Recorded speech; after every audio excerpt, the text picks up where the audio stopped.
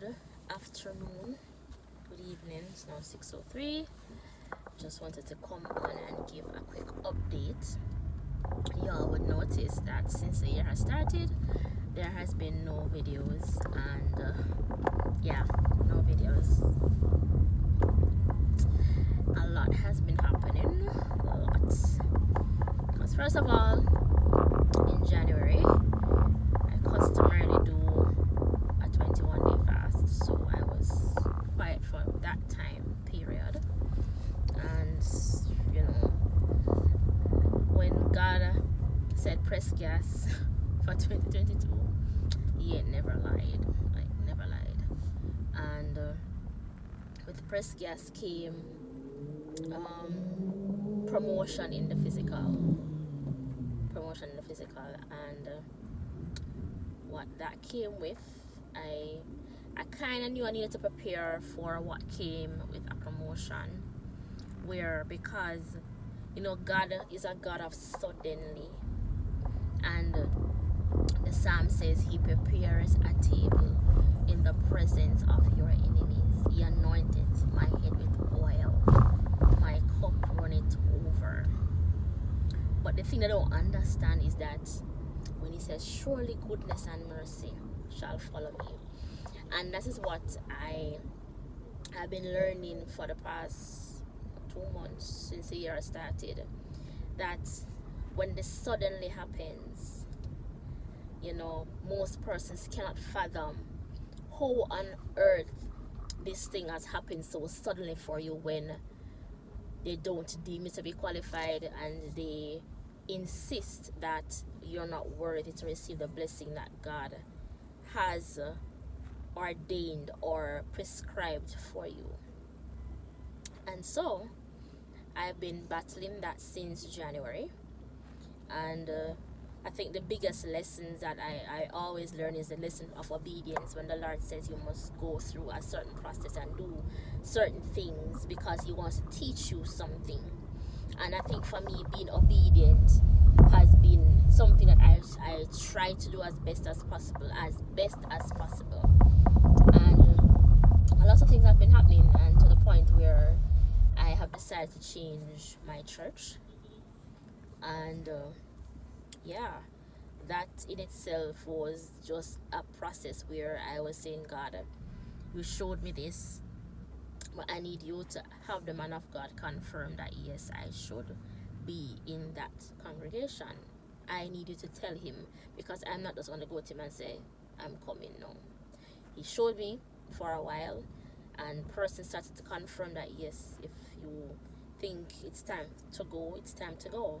And I was like, oh, that's December. And then I got the same thing again from somebody else in January. I'm like, no, God, this is too much. And then he called me and said, you can come and visit to see if you like it, etc., etc. And I've been doing it for the past 3 weeks. 3 weeks. And it has been a blessing, to the point yesterday, which was Sunday, I just thought it was going to be a regular service, and God did other things. He moved in other ways, and it was so amazing. The praise and worship, before it ended, as it ended, there was an atmosphere. They were so charged that I started to see persons getting their deliverance at the altar, or demons manifesting, to the point where persons were drawn to the altar to be delivered. That is how powerful it was yesterday. And not one word was preached. You just went into praise and worship songs, and the atmosphere just shifted, where it felt like God himself came down into that church. And what happened was, I thought I was going to be anointed. Do make ear the sat there, niceness, hairstyle, and so cream and rake. I'm going to have photo shoot Tuesday. And he anointed me the first time. So, alright, it's nice. And then thank Jesus. And then he went to say that he's going to call out the mouthpieces. I'm like, mouthpiece? I said, Father God, in my spirit, I said, I eat this, Jesus. I feel like you're going to call me out today. And so said, so done, when he start walking, he say, you mouthpiece, come here. So why you say, sir? Because he was, before he said things that there are many of us there who are mouthpieces for God, but we're not speaking when we should speak. I'm know me that no video never make from January, from last year of December, no video. Because I was like, God, the warfare and the amount of stress. I'm like, me don't know if you say it to your people, sir. And the enemy has a way of shutting your mouth where you can't speak or don't know what to say. The enemy shuts up your mouth.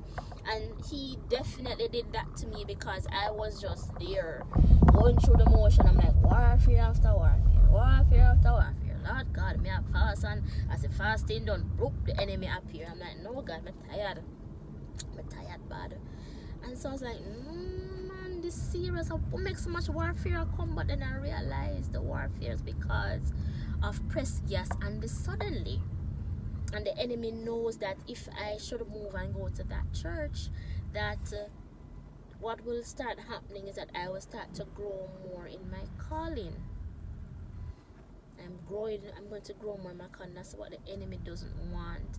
So at first he started to make me feel like, oh, I made a wrong decision.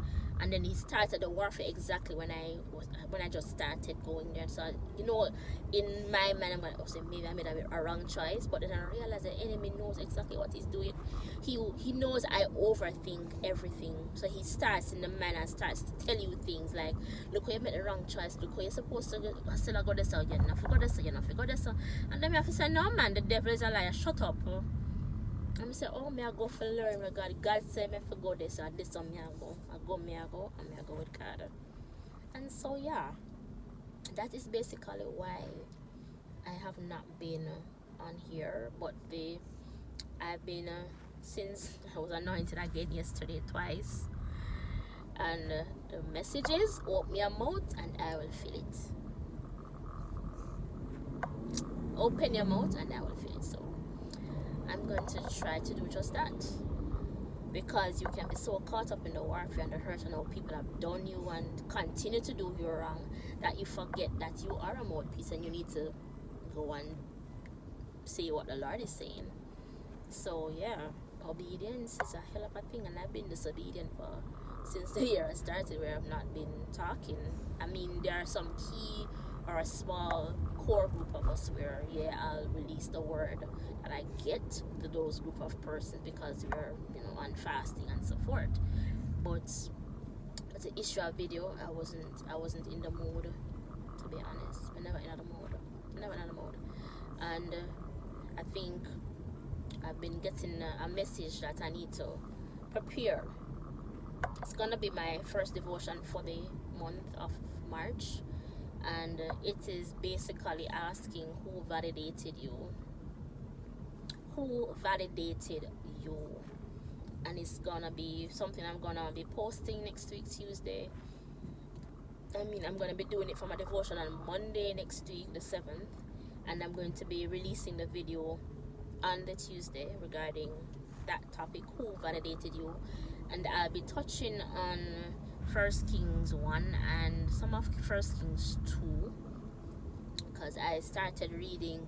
I'm not gonna get into my word, but basically it's the story of Adonijah and Solomon when David was dying, and who would have gotten the throne. And because Adonijah was the oldest living son of David, he thought that he would have been the one to have gotten the throne. But Solomon was the last born, or the one that is known right now, because he had other sons that died in infancy, Absalom and his brothers before him, because Adonijah was have been the 4th child, so he would have been the eldest alive. And then Adonijah went ahead and he got his chariots and horsemen, and the 50 men before him had a feast, everything. And then what he didn't remember is that just like how you have the British monarchy where the king, the queen has heirs to the throne. That's not so in the Bible, because what he didn't understand is that God is the one who anoints the next king. And so he didn't even understand what he was doing. And then when Bathsheba and Nathan picked up on what was going on, they went into David to remind him that, remember that you promised Solomon would have been the next king. So before the feast that Adonijah was having with his friends about, you know, him becoming king, David anointed Solomon as king. He gave him his crown and he put him on the mule to ride through Jerusalem or wherever they were, Israel, and blow the horn, and anointed him. The priest and the prophet anointed him. And then, you know, what stuck out to me is that God validates you. So it doesn't matter what anybody else is saying or doing. God already validated you, and what anybody else is doing or tries to do to you to take you out of your seat or to have you abdicate your throne or your crown, that is not possible, because God already validated you. He already called you his prophet. He already said, you are mine, and come and do my work. You are mine. So therefore nobody can remove you from the place that God has placed you in. So that will be the message for next week. I go deeper into the process and what the brothers did to each other, and then how he eventually, even though when Solomon forgave him and gave him mercy, he still came back around and he couldn't satisfy with what he got. So he came back around and he eventually died. But I just wanted to give a little teaser that God validates you, and that is what the lesson he's been trying to teach me for the past 2 months. That while yes, the promotion seems sudden, and you know, I foresaw that persons were gonna be doing exactly what they're doing now, where they're gonna be talking about it, you know, spreading rumors. I mean, it was horrible, very horrible, spreading rumors about what's not and what is and what it should be.